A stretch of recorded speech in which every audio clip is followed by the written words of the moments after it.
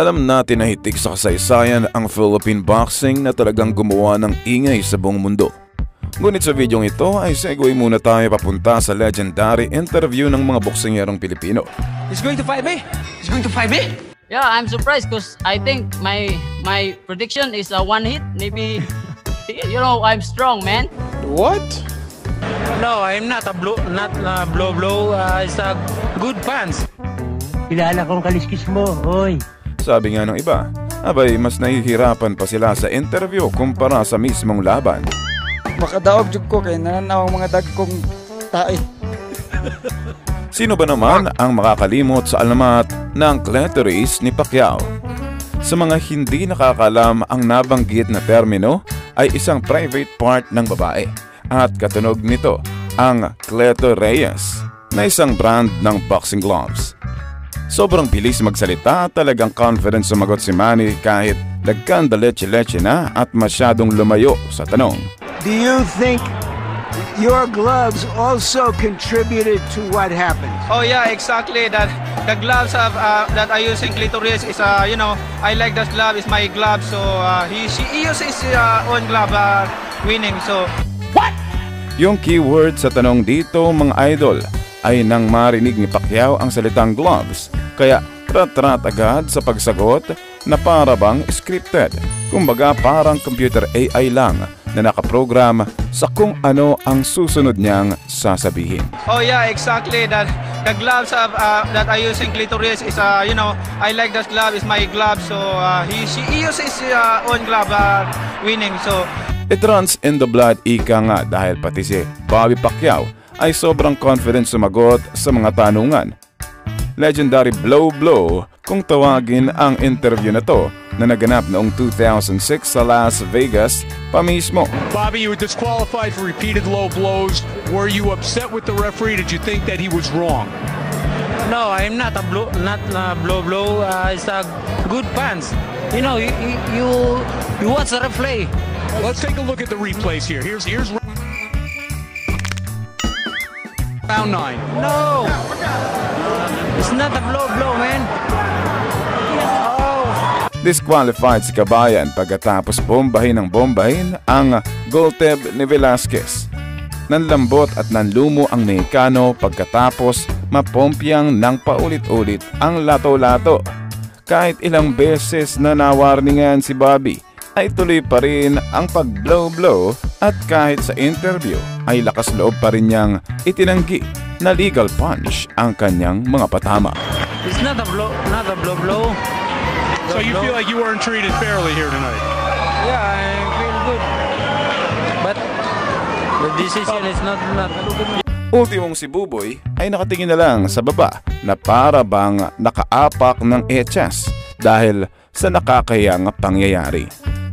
Speaking of echas, ay narito naman ang boksingerong nagbanggit ng isang mabahong sagot. When the president of the Philippines and also the prime minister of Malaysia was there, president watching. Akong makadaog jud ko kay nananaw ang mga dagkong tae. Kung susumayin ay isang seryosong sagot ito mula sa tuwang-tuwa sa kanyang pagkakapanalo na si Tepora.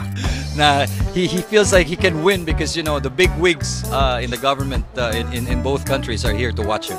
Sadyang na-cut off guard lang ang interpreter ng banggitin ang EBAC bilang isang figure of speech. Tuwang-tuwa dahil nagpakitang gilas bilang undercard ng Pacquiao versus Matisse sa Malaysia at TKO ang ginawang resulta kaya nasungkit ang WBA Interim World Featherweight title.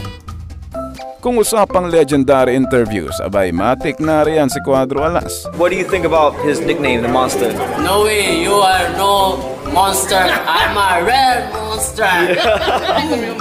Sino ba naman ang makakalimot dito? I'm strong, man. Inoue! You're Inoue! Come on, man! You're a monster? No, you are no monster. You are a Chinese, Japanese turtle. No monster, man. Ito yung laban na dapat si Inoue sana ang kaharap niya, ngunit sabi nila, nabahag daw ang buntot ng pagong at dinahilan ang pandemya. Inoue scared me. Fucker, come on! You next!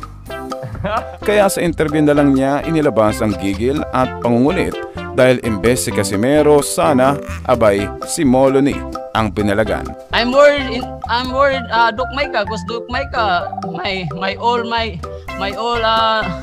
my mind is fucking English. Talagang solo ni Casimero ang mic dito at walang habas ang pang-asar sa binansagan niyang Japanese turtle. Yeah, I'm surprised because I think my prediction is a one hit. Maybe, you know, I'm strong, man. Mabalik tayo sa isa pang interview ni Manny na nagkanda leche-leche. Malinaw ang tanong na nabahala raw ba si Pacquiao sa mga dirty tactics ni Sanchez pagkatapos nito magtamo ng cut sa kilay at makailang ulit na low blows. You just came out of a fight, a very roughhouse tactic fight against Agapito Sanchez. You had a bad cut over your eye, a couple of low blows. Were you at all concerned about any of that type of behavior in the ring today? Kaso lang, mali ang sagap ng interpreter at sobrang layo ng sinabi niya kay Manny kumpara sa tanong. Pagkatapos ng laban mo kay Agapito, hindi ka ba natakot na kayang-kaya mo itong kalaban na to? Parang AI lang din at kung ano ang nasa script, yun lang din ang kanyang bibig kasi. Paano masabi? No, I'm not scared because Ba't ako matatakot? Because I saw his fight before against Johnny Tapia. Kaya sobrang layo na rin ang sagot ni Pacquiao at umabot na kay Johnny Sins. Johnny Tapia. And legendary interpreter rin to si Mr. Ernie Caluwag. Naalala ko tuloy si Ed Caluwag. Balik tayo sa angas ng Pinas na kung saan nakaka-build na ng momentum sa mga panahong ito. After ng Micah fight, abay sa harap naman ni Rigo nag-angas at ng asal. And Rigondeaux no scared, but you know, don't worry Rigondeaux, this is the last year fight in August 14. Seryosong-seryoso si Rigo sa mga sagutan habang si Casimero ay nangingengkoy lang. Tú sabes, como yo he escuchado todo eso de toda esta perra. Yo siempre escucho todo eso de todas las yeguas estas. Que dicen que van a hacer, que no van a hacer, que...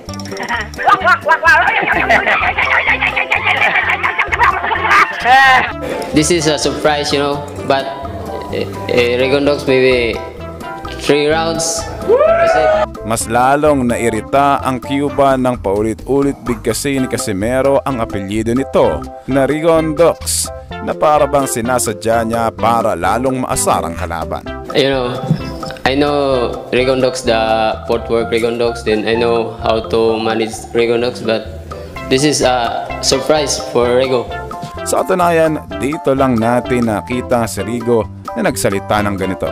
Halatang gigil makaisa kay Casimero. Dile que lo malo que tiene esto es lo bueno que se está poniendo. Kaso lang, ang mismong laban ay naging patentero ng matikman ni Rigo ang kamao ni Alas sa unang round pa lang. Mas exciting pa ang post-fight interview dahil sa mga sinabi ni Casimero. This is my plan. 3 people.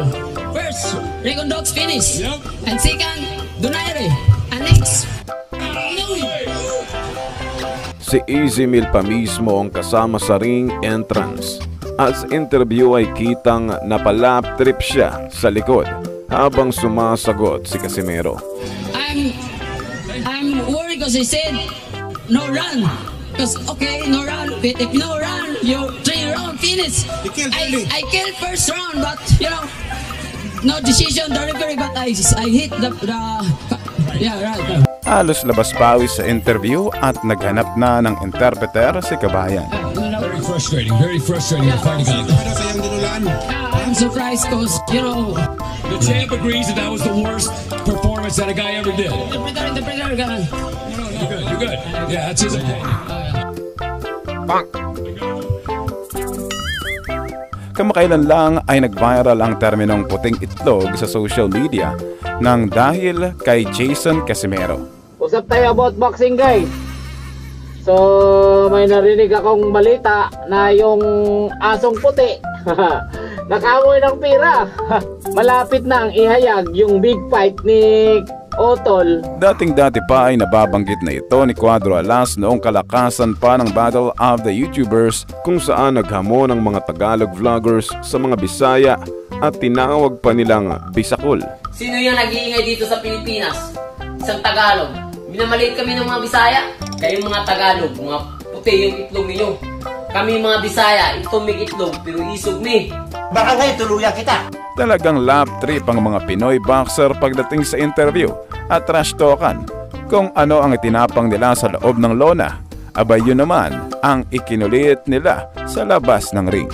Mas napapalaban sa mga tanungan kaysa sa suntukan. Kayo, sinong boksingero pa kaya ang pwede nating itampok sa part 2? Yung tipong legendary interview at funniest moment ng malulupit nating boksingero.